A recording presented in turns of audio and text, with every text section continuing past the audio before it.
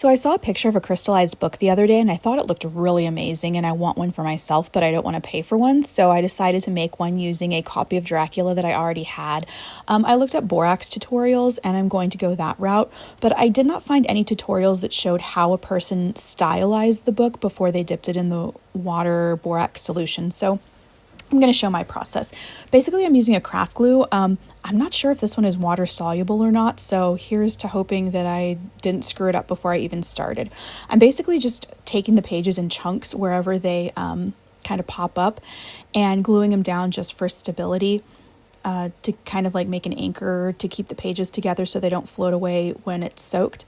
And then I'm going to put glue on the edges. This glue does dry clear, and this is just to keep those pages all the way together, again, as a secondary measure whenever it goes into the water. I don't want the pages to fly away. I want it to remain in a style that looks like the book is kind of half open.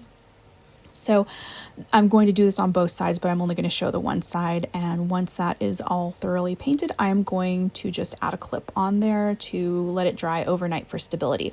And then I took these little accessory pieces that I'm going to also paint the edges on. These I'm going to kind of pop up a little bit once they're dry and glue them down that way, so the book looks like it's kind of open and pages are slightly turning. And then I'm just going to clip that and leave that to dry overnight. Then this little bookmark that came with it, I'm going to glue that and glue it down and leave it in the center. Some people add flowers or other craft objects in the center, like skulls or anything that has to do with the book, but I'm not going to do that. I kind of just want to be able to quasi-read the passage. It's one of my favorite passages in Dracula. So I did not record this part. I just basically used E6000 to glue those little pop-up pieces down.